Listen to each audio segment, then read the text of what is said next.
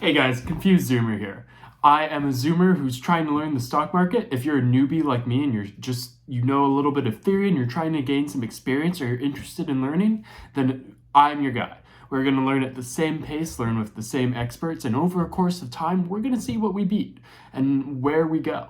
Today, we're talking about the investment basics. So, first off, let's start with money. Like, if we're talking about investing, it's probably smart to start with, like, how much money should I put in there? There are so many theories that I found. First off, many professionals say that there's a threshold of around $500 to $1,000 that you need before you start investing money. That's not really the case anymore. That theory was made for two reasons. The first was that there used to be these fees for the market where they would charge you like $20 to buy a stock. And if you had like $100 in there, I mean, we can all do mental math. That means you have to do you have to make a 20% return, which is kind of crazy to do. But with apps like Robinhood, that's not really a thing anymore, at least not upfront fees. They charge more in the back, but that's something we can get into later. And we can talk about returns to scale. I hated that. I'm not. Why? The second reason they give 500 to 1,000 is because of economies of scale. I mean, if you're like me and you're working a minimum wage job, or you've worked a minimum wage job before, and you're making after taxes somewhere around $50 a day, you know, investing that $50 and getting 10% return for $5, that's like 40 minutes of your time in a day. Like that's not bad if we're being honest. But if you're talking about a person who's an investment banker and you're working with like say $1 million, then like a 2% return on $1 million is $2,000. And that's assuming you're working with like $1 million and not doing like what BlackRock is doing, working with 10 trillion. So the truth is, you should spend what you're comfortable with spending. Don't spend anything that you're gonna need in the next week or month. But if you have some savings and you know that it doesn't reach beyond a certain level or go under a certain level and it hasn't for over a year or so, or if you've got $50 laying around from your last work week, invest it. Give it a shot. And if you don't know how, that's what this channel is for. You should subscribe. Still not sure how much to spend though. Like, say you're not minimum wage and you just have stuff laying around. Well, there's a lot of competing theories in this again. However, the one that I found to be the most useful is that if you're talking about your percentage of money that you have and your savings, you should spend, the general rule is that you should spend 100 minus your age and put that into the stock market. Why age? Like, where's that even coming from? So that's related to kind of the golden rule of doubling. So if you want to know how long it's going to take for your money to double, there's a really simple equation for you. You take 70 and you divide it by whatever percent increase that you're seeing for your money, and that's how many years it's going to take for your money to double. So for example, 2% increases means 70 divided by 2, which means it will take 35 years to double your money.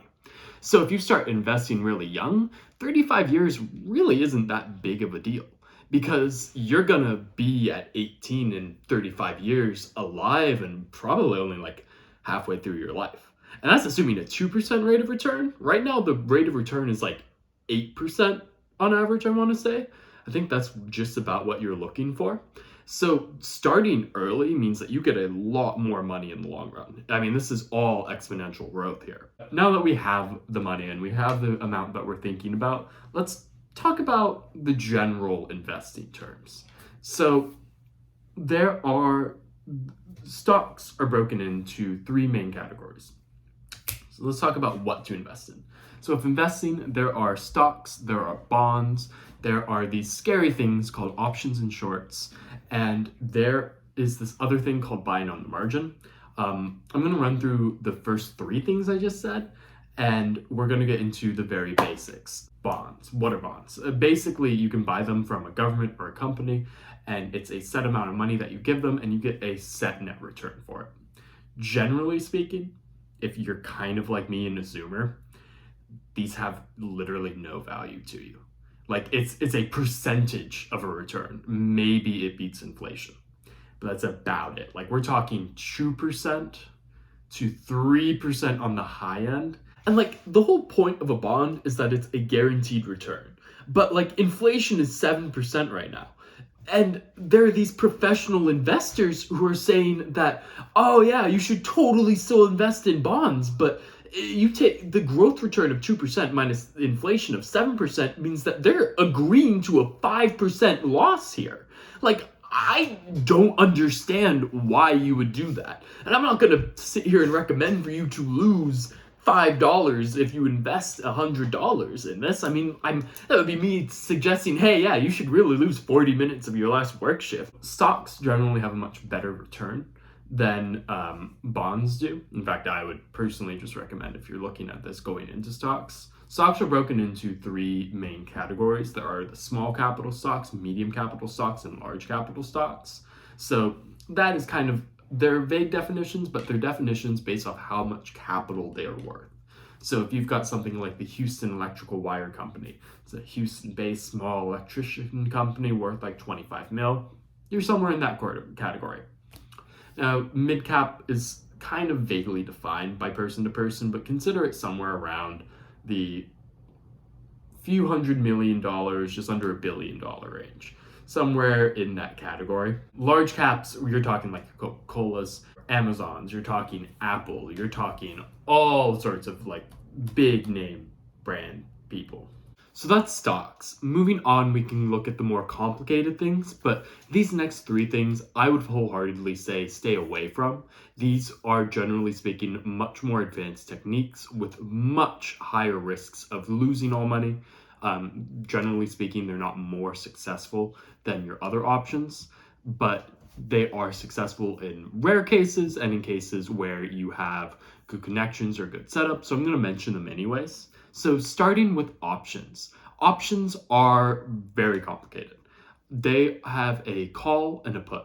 So the way options work is you have a certain amount of stock that you have agreed with another party that you will sell when it reaches either a agreed on price, or you will sell when it reaches a certain date, or you will agree to buy it from them if it reaches a certain price, or agree to buy it from them if you start to reach a certain date. So why are options provided then?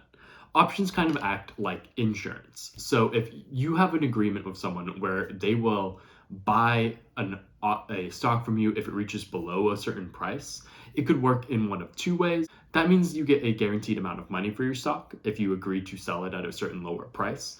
And that means they are looking at that stock going, I think it's going to drop, and I can buy that at that drop and have the guarantee of that buy, and then turn around and sell it when it goes higher.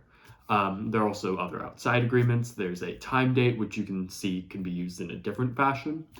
I would, generally speaking, recommend staying away from options, especially since this is a channel meant for newbies and we're just learning stocks right now, man. Like, stocks are the prerequisite before learning options. Don't jump into this one, man. Like, if you scroll through Wall Street Bets online, you will see that most people who lose like $80,000 lose $80,000 doing options because they did not understand what's going on. Stay away from these for now.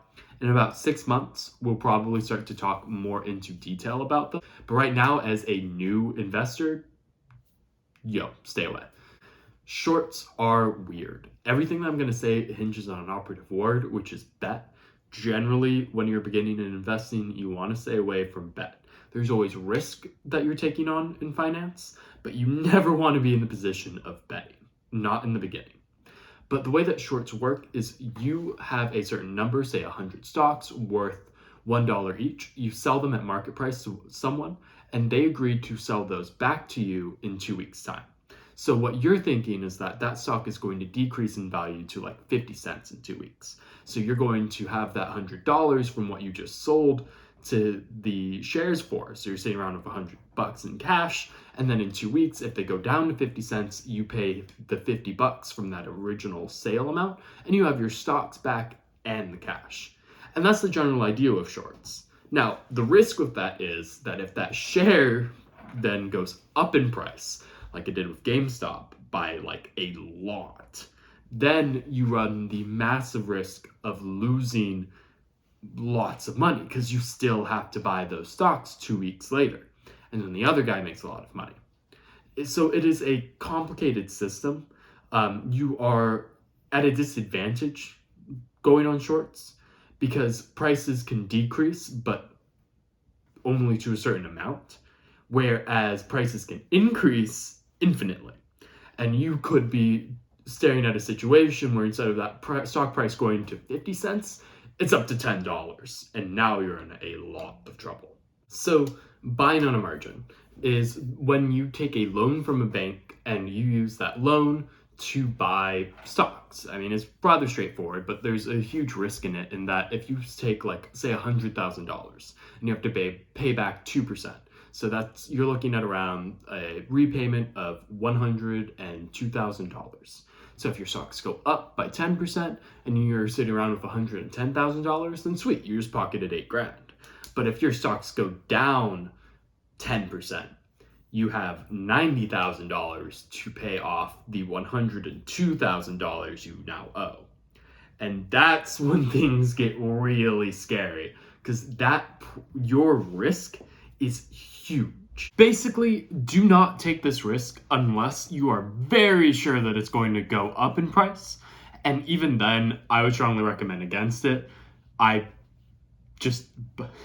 That's like mostly for my own conscience because I don't want to be responsible for someone losing their life savings. It's like knowledge is power, but sometimes that's too much. Anyways, that's been the introduction to investing with the Confused Zoomer. Subscribe and stick around. We have weekly investment updates. And hopefully you're not confused.